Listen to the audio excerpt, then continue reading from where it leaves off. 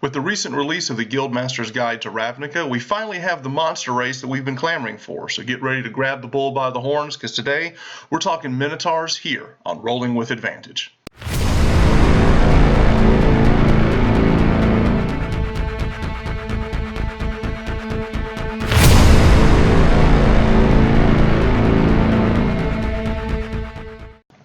Today we're going to be talking about the Minotaur, one of the most iconic monsters in all of D&D, and a personal favorite of mine. You see, I've been deploying Minotaurs in my games all the way back to 2nd edition, and in fact, in one of my very first campaigns, I allowed a player, using some homebrew rules, to actually play a Minotaur, and it was a lot of fun. So I've always been a huge fan of the mythos surrounding the Minotaurs, going all the way back to ancient Greece, and I also grew up playing Magic as well, so always loved, swinging with my Tal'arum Minotaurs and whatnot.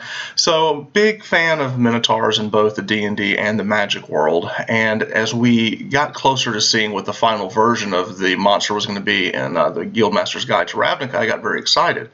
But when we start looking over this, I do need to preface, my belief is that when it comes to Minotaurs, it truly is a tale of two hooves. You see, the Minotaurs in Ravnica are very different than what we see in Faerun. You see, these are... and when we look at Ravnica, we read over this, everything sounds very good. We look at our abilities with all the horns, the imposing presence, the stat bonuses. All of this makes a whole lot of sense. But then I start looking and say, well, why don't they have dark vision? Where's Labyrinth Recall, which, when we look at the monster version of the Minotaur in Faerun, we see he speaks Abyssal. He has dark vision. His Labyrinth Recall, he can recall any path it's traveled. All of these abilities are missing, and the reason for that is that the Minotaurs in Ravnica are very different than the Minotaurs in Faerun. So if you're going to be playing a Minotaur, I would ask your DM what the setting is and what type of Minotaur are we really talking about. Are we talking about the Ravnica version, which could hail from the Boros Guild or Gruul or even Rakdos, or are we talking more about the Faerun Minotaur, who has a very different background about how they were cursed by the cult of the Horned King, and this is a total different feel. It's a total different vibe for a Minotaur, and it may change how you want to play it. So I would really talk to your DM about what the setting is if you're wanting to play a Minotaur, and then kind of go from there. But as we look over at the Minotaur, I'm going to kind of dive into one of the ones that I've built here. I like the idea of building around certain features of a race. Now with the horns, we can use it as an unarmed strike. We can rush people and hit them with our horns if we use the dash action. And if we hit somebody with a melee attack, we can swing our heads around and kind of push people around with our horns. All of this is great stuff. And of course, the stat bonuses of 2 strength and 1 to constitution means that all of the martial classes are going to be great selections for a Minotaur, maybe even War Domain Cleric as well. But if we go down here and look at imposing presence, we get the skill intimidation or persuasion. I think this is perfect. I love intimidation, play the Mad Cow Barbarian, or even if you're playing the Holy Cow Paladin, still being able to intimidate your foes makes a lot of sense to me. And that's what I wanted to build around. I wanted to build around an Oath of Conquest Paladin that would be a Minotaur. Queuing off of this energy that I think we can find, thematically at least, with the intimidation, imposing presence, and the channel divinity feature that we get out of Oath of Conquest. You see, Oath of Conquest gives us the channel divinity conquering presence, which means that we can cause everything around us that we choose to be feared of us, to get a save. But I think that's really cool, the idea of this lumbering giant Minotaur, running into combat, using conquering presence, and everyone being afraid of him. And then once we look up at level 7 with his Aura of Conquest, it actually makes anyone who failed that save, their speed reduced to 0, which is a good way for a tank, per se, to run up and taunt a group of monsters by using this channel divinity. So I really like this combination with the Minotaur. For fighting style, I would pick Great Weapon Fighting. As we go back and take a look, I also like Aura of Protection a lot. It allows everyone to get a bonus to their saving throw equal to your Charisma modifier. So when we put the stats in, we need to make sure we have a couple points in that. And also Aura of Courage means that, the people around you are bolstered by your presence. Just the fact that you're on the battlefield might make people close to you feel like they're invincible. They're immune to fear. I think this is a lot of good markers for us to take a look at on how to role play a Minotaur. Minotaur.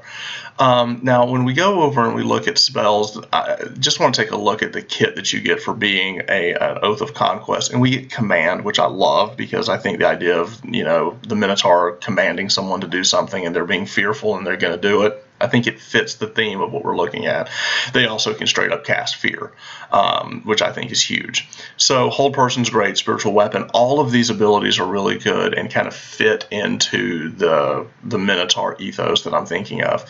Also, Bestow Curse is something that I think we could theme this around the Minotaur. Maybe you've cursed them and have some type of, ability that would be like the Minotaur, because the Minotaurs in Faerun are cursed in a sense. So bestowing that type of curse onto someone else, talk to your DM. There might be something fun you could do with that. Just an idea.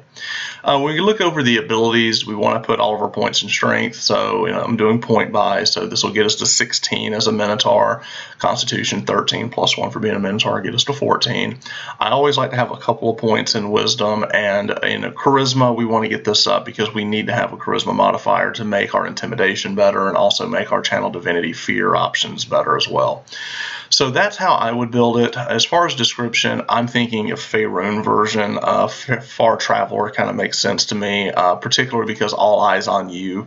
I feel this is a good narrative for how people would see you as you're walking about. Minotaurs may not be very common. Also, this gives us insight and perception, and perception I believe is the best skill in the game to have. And of course, if I'm playing a Holy Cow, I think I should speak Celestial. So all of this kind of fits a theme that we're building around for the Minotaur itself. Now, a quick note on playing a Minotaur. One other thing that I want to back up and talk about is the fact that they don't have the ability to have the powerful build feature like we see in Goliath, which I think is a mistake. I talked to your DM about it and see, and he may just say no, but I would still make the argument. Just because I feel that it's a big monstrous race, and if a Furbolg has powerful build, why doesn't a Minotaur? That's just my take on it. So I feel that as a playable race, I think thematically it makes a lot of sense. It's a lot of fun. I feel there's a few things missing in this race, particularly Dark Vision and the powerful build. I feel those are the two things that a Minotaur should have. And in a game, if I had a player come up to me and ask, I would probably say, sure, I'm fine with that. So that's just how I see the Minotaur. I love the race. I love the monster. I love throwing these in my games. Anyone who's played with me knows I'm real quick to throw Minotaurs in there. I just love them. It's a great, rage-filled, encounter that, a mid-level group has to be wary of because he can hit like a truck.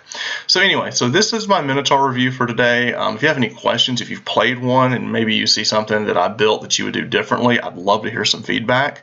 How do you role play your Minotaur? How did you build it? Do you agree or disagree with the fact that they should have Dark Vision, that they should have the powerful build? I'd like to hear your feedback.